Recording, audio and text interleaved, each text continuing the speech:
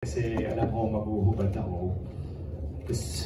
Pero sure na ako na wala talagang lalabas na abs. May isa lang yung nakarating. Na-pack up daw yung 5. Sabi ko, huwag yung naparating, okay na. Mamadali tayo, sabi nila. So, ab lang siya. You know, actually wala ako naging preparation. Ano lang, binabantayan ko lang yung kain ko. And at the same time, kapag on the set na gumagaya muna ako. The set na, okay na din. Kala mo mayroon, wala naman. Wala talaga scene. Yeah. How long did it take for you, Joshua, to prepare yung to mentally prepare yourself na okay, kailangan ko mag-abs? More than yung abs, mas nag-prepare ako emotionally. Yun yung kailangan kong paganda kasi ang bigat ng dinadala ng character ko dito. Dama yung pasan niya yung mundo eh.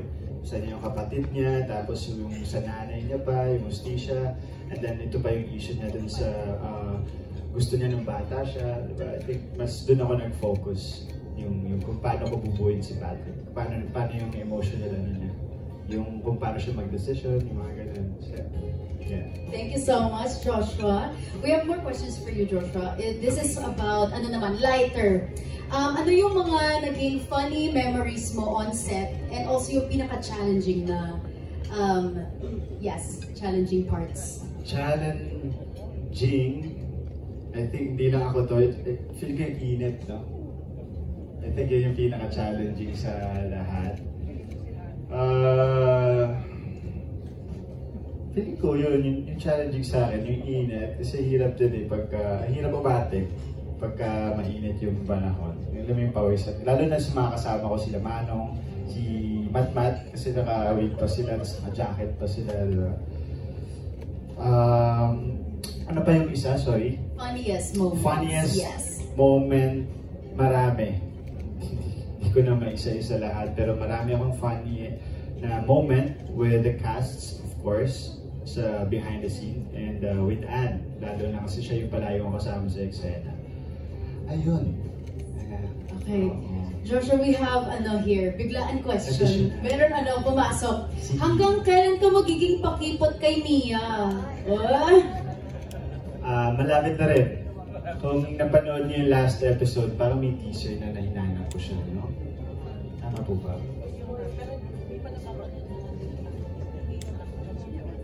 Ay, okay. So malapit na. Yung susunod na episode 15, ay unti-unti nang lumalambot yung character ko. Kapal ang mukha ko, no? Yes. Ang gwapo.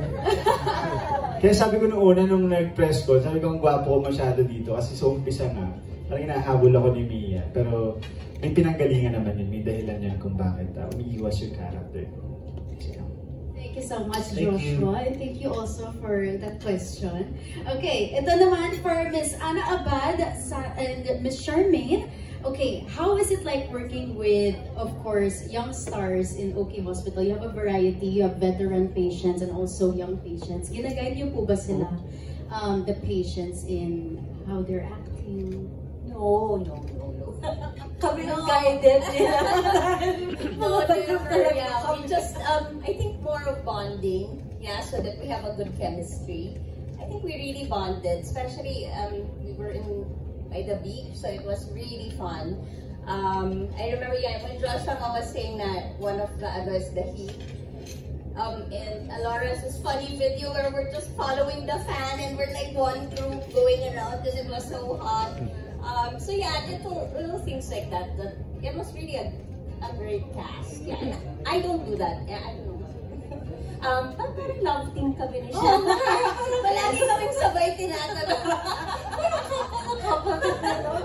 Galing dun sa isang But yeah, I don't do that. If someone asks, but because acting kasi there's so many choices you can make. So my choice might not be for someone else. So it's very dangerous to do that, I think. So maybe if they ask, but usually I think I would rather work on chemistry with my castmates. Yeah.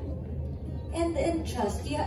You have to trust your co-actor to deliver what it is, and you have to always listen because acting is reacting. You cannot do your own thing separate from the other, expecting that you do this because he, hindi ganun eh. You have to react. So you have to constantly listen and be aware of what your co-actor is doing. And yeah, the fact that you have a director that would also guide you, of course, on your different characters. You have to trust that everyone that you're working with knows what they're doing. So you don't coach, but you actually have a good chemistry, like what Miss Anna said. You have to have a good chemistry with everyone, and the trust should be there. And you have to be giving as an actor as well. You cannot just act on your own. Have each other's back, you know. Yeah. It's all about helping each other out at the end of the day. Teamwork. Yes. Thank you so much, Miss Anna, Miss Charmaine. Okay, now we are going back to Joshua. Okay. From France sa Horda, okay, Joshua, what do you consider ang pinakamalaking ambag ng seryeng ito sa career mo and sa personal life mo? Wow. Ambag. Well, of course, nakadagdag, isa dyan yung nakadagdag siya sa mga isang magaganda kong nagawa sa bilang naging artista. Simula naging artista ako. And I get to work with great actors, diba? And mas namulat ako, mas nalaman ko yung mental health na mundo. Mas naintindihan ko siya na dapat talaga na pinag-uusapan siya. Kasi like lahat tayo may pinagdadaanan tayo sa buhay, diba? Kailangan natin ng outlet. Yung mga ganun. And what else ba? Parang yun lang po. Thank you. Thank you so much, Joshua, for that. Okay, ngayon naman, let's move on to Sir Henry. Sir Henry, okay, in the future episodes po ba, mas makikita ng viewers ang complexity ng bawat patient sa OK Hospital? Definitely. Kasi, ang pangit naman na nandoon tatakast sila, di ba? Tapos wala naman pala mga silbi. Yung mga cases nila. Pero syempre hindi. Lahat ng mga cases ng mga ginagampanan ng mga nandito ngayon, lahat may culmination yan sa kwento. Lahat yun magkukulminate sa isang pangyayari na makaka-affect sa character ni Mia Matpat sa kanya ni Patpat. Tama, Mia Matpat, Patpat. Ako, nasabi ko naman yung tatlo. Patpat, Mia Matpat. Matpat, Matpat, Mia. Yan. So, syempre sa mga characters nila sa isa't isa. So definitely, darating, bawat isa sa kanila may highlight na kailangan abangan ng mga manonood natin. Thank you so much, Sir Henry. And last but not the least, ito naman for Direk May. Okay, Direk May, kamusta na patuloy na pataas yung concurrent views natin online? Yay! Sobrang saya. Siyempre, sabi nga ni Joshua na puro pawis, pero dugo, luha at pawis ang paggawa ng project na to. And yung pagtangkilik ng manonood, yung pagnood nila, makes all the hard work worth it. So, sana pagpatuloy po ninyo yung pagtangkilik. Nagpapasalamat kami na sa panonood ninyo sa amin the past 3 weeks. And sana hanggang sa matapos ito, samahan nyo kami. At maghikayat pa kayo ng iba na manood. Tell everyone about it. Manood kayo ng show na to hanggang sa katapusan. Kasi simula pa lang ito, paganda pa siya ng paganda. Congratulations, Direk. Congratulations to the whole cast of It's Okay to Not Be Okay. Before we conclude, of course, ang ating Q&A portion, meron po dito last 4 questions for Joshua. Okay. Joshua, last 4 questions for you. Okay. Josh, 4? Yes, 4. Wow. Okay. Your thoughts on the cast na kasama mo sa show na to? My thoughts? Proud ako sa kanila. Sinabi ko sa kanila yan. Meron kasi yung group chat. And nung nag-end na yung shoot namin sa Dumaguete, parang nai-emo ako. Naging emotional ako. Kasi parang nag-end na. Grabe rin yung bonding na kahit na minsan hindi kami nagpapansin kasi busy sa set, nandun pa rin yung parang bonding namin. So parang nakakalungkot At ang masasabi ko ay sobrang proud talaga ako sa inyo. Proud ako sa nagawa natin. Ayan. Thank you, Joshua. Ito naman, kanino daw ka pinaka-close sa cast? Sino ang pinaka-close mo? Pinaka-close ko. Lagi ko kasi kay eksena si Matmat at saka si Mia eh. So I think sila yung mas... Pero dito, parang lahat kasi ka-close ko eh. Oo, lahat, nabantayan ko kasi sila lahat eh. At ito lang, takbo ng takbo. Pero yeah, lahat sila close ko, lahat magkakaiba yung relationship ko with them, di ba? May sarili kaming mga chismis, like for example, kay Tita Maricel, iba yung chismis namin. Vacation, ganun. Ayun, ganun siya. Yeah. So parang meron different variety ng closeness. Alright, ito naman.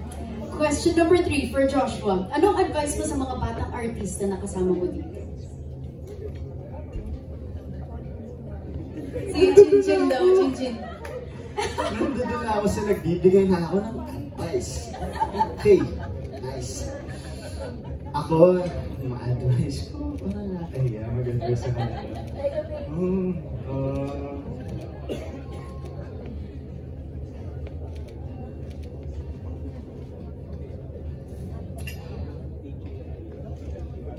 Siguro ano na lang.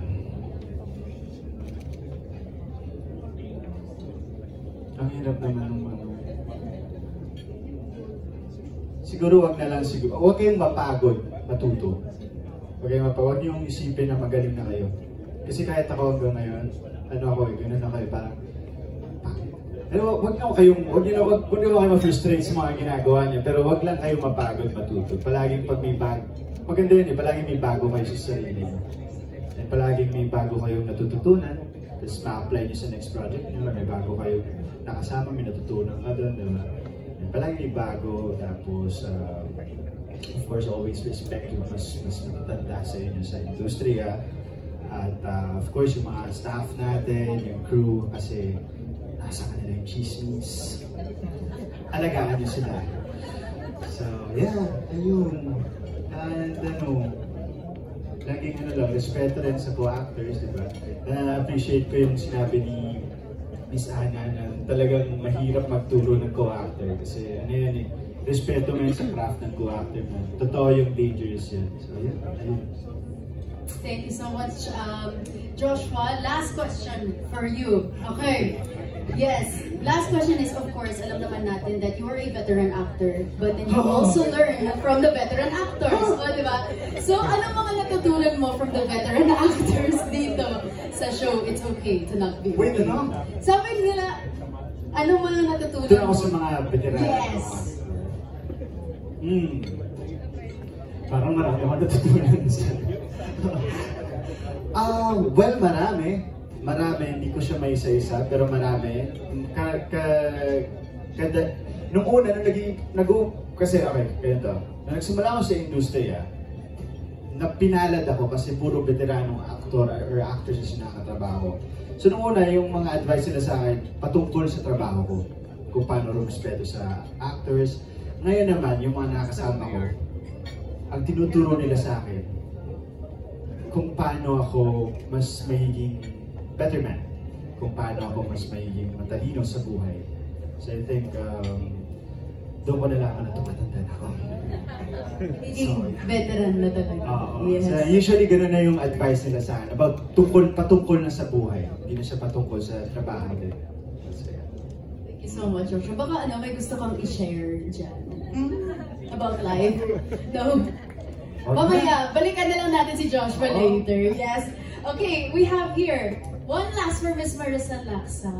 Okay, Miss Maricel, of course, we know that you have, like what you mentioned earlier, your children pushed you to do It's Okay to Not Be Okay, Donnie, Hannah, and Sona. So, what are their thoughts on the show, and have they watched the show? I don't know if they... Oh, yeah. They have watched the show and they continue to want to wait for it to run some more para isang bagsak na sabay-sabay daw namin papanoorin lahat-lahat. Ganun kasi sila eh. Pero dyan nga ako ninenervyos eh. Kasi sana I did well. yun. But it's okay. It's okay. Kung ano man sabihin nila, it's okay. Kasi sinunod ko naman yung sinabi nila, right? But they're so supportive and they're so proud of what we've done. And I think na ngayon, ang masasabi ko lang is, yung personal take ko lang dito is, at last, pinag-uusapan yung mga bagay na dati ayaw pag-usapan. And yung para masabi mo talaga na norm na siya na it's okay to not be okay. Yun lang, marami nang nahihil ng mga tao. So for me, I'm very thankful to be part of this show. Thank you so much, Miss Maricel. A beautiful show indeed, all about mental health, mental struggles, which used to be a taboo topic like what you mentioned, Miss Maricel. So thank you so much. Okay, ito, pinaka-last na daw for Joshua. Pinaka-last. Okay, mensahe mo lang, Joshua, for Anne and Carlo who are not able to join us today. Hello, Anne and Carlo. Nag-message si Anne sa akin kanina. Nag-sorry siya kasi may BLK event siya. But, sana nandito kayo. And proud din ako. Sobrang proud ako sa inyo. And ako masasabi ko, fan ako ng show namin. Kasi ako, inaabangan ko siya gabi-gabi. Nanood ako gabi-gabi. Alam ni Direk yan. Sinisend ko sa kanya. Tapos parang, natutuwa ako sa show namin. Panoorin nyo po. Sana po panoorin nyo. Kasi maganda ho siya. Panoorin natin siya na bukas yung utak natin. Diba? Ano tayo, malawak yung pangunawa, malawak na pag-iisip. Diba? So yeah, maganda yung show. Maganda. So, ayan po. Thank you so much and congratulations to the cast and creators of It's Okay to Not Be Okay. That concludes our Q&A portion. But before that, okay, one by one po tayo. Message lang sa mga viewers natin. Okay, do you want to start, Mark? Okay, go ahead. Ayun, sana patuloy natin supportahan ang It's Okay to Not Be Okay gabi-gabi sa Kapamilya Online Live, sa Ghibli TV, sa A to Z, at sa lahat pa na pwedeng pagnooran, especially sa Netflix. Thank you for making us #1 TV show. And yeah, keep supporting. Thank you. Salamat.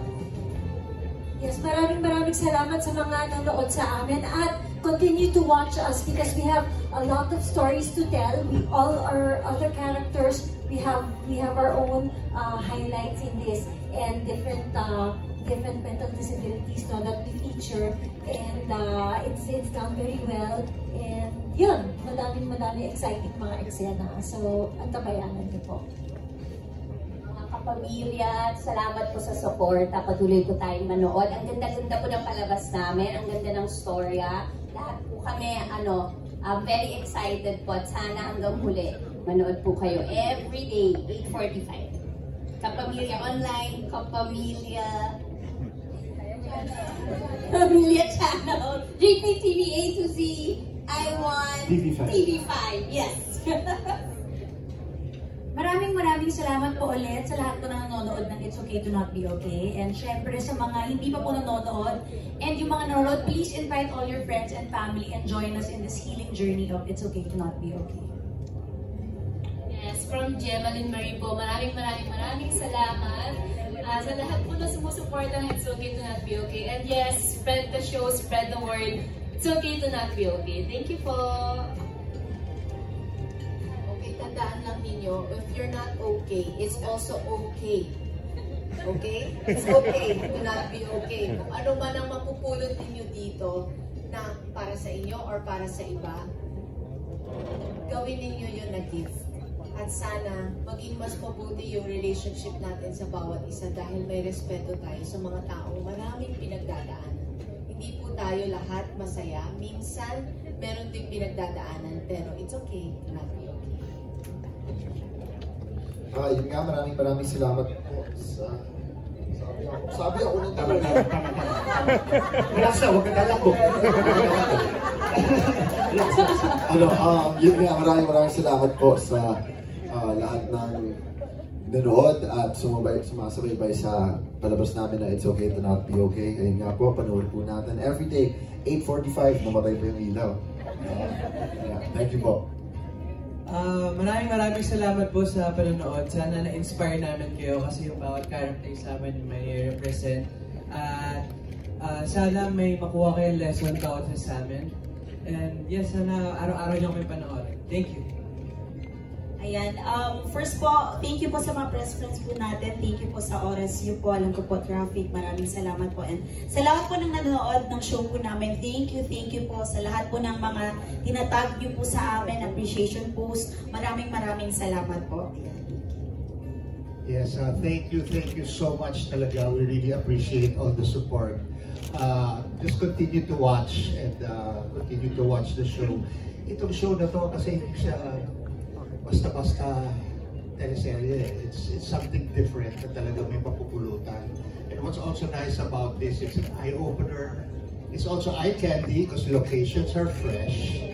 Not like yung mga ibang teleserye, oh, di ba saan yan? Oh, di ba saan yan? Ito, saan yan? So yun yung isa pa sa mga come-on ng show. The locations are fresh and we all shot in beautiful cities, Bacolod, Iloilo, and Dumaguete. So thank you so much. And yun, salamat talaga from the bottom of our hearts.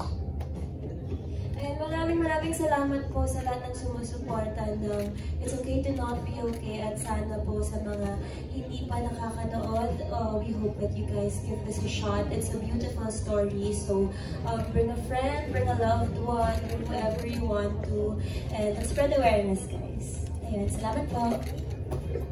And thank you so much po sa lahat ng nanonood at sumusuporta at sa mga nagbabalak manood. Thank you for giving us a chance and opportunity na hindi lang maging entertainment bilang series. Thank you kasi binibigyan nyo kami ng chance to advocate and to spread awareness to everyone. And bigyan din kayo ng aral at saka kahit na natutuwa rin kayo na panoorin kami, natutuwa rin kami na napapasaya at natuturuan kami kayo. So maraming salamat. Sana supportahan niyo po kami sa lahat ng platforms. God bless you. Pamilya, A to Z, kapatid, maraming salamat sa pagsuporta ninyo sa It's Okay to Not Be Okay. And laging tandaan, it's okay to not be okay. Gaya ng nasabi nilang lahat, maraming salamat sa tumatangkilik sa amin. Palabas po kami Mondays to Fridays, 8:45 PM, TV5, A to Z, GP Channel, Kapamilya Online Live, and also other streaming platforms, I Want, and Netflix. So, salamat po. Salamat sa pagtangkilik ninyo, sa mga posts ninyo about our show. Please continue to watch. Marami pa po at mas magiging exciting pa po ang kwento ng It's Okay to Not Be Okay. As they've said, marami pong aral dito. But at the same time, it's something that the whole family can watch together with your friends, loved ones. So, please continue watching us till the very end. Muli, maraming salamat. Yes, thank you so much. Okay, again, our cast and creators of It's Okay to Not Be Okay. Again, 8:45 every night. Yes, Kapamilya Channel, Kapamilya Online Live, TV5, A to Z, GPTV, and other streaming platforms. Again, my name is Ayana Perlas, your host for our press conference, and we'll see you guys again very soon. Thank you so much, Team Bahay, friends from the media. Okay, photo op lang po tayo. Okay. Buong cast po muna. And then second photo op would be all girls, third will be all boys. Ayun.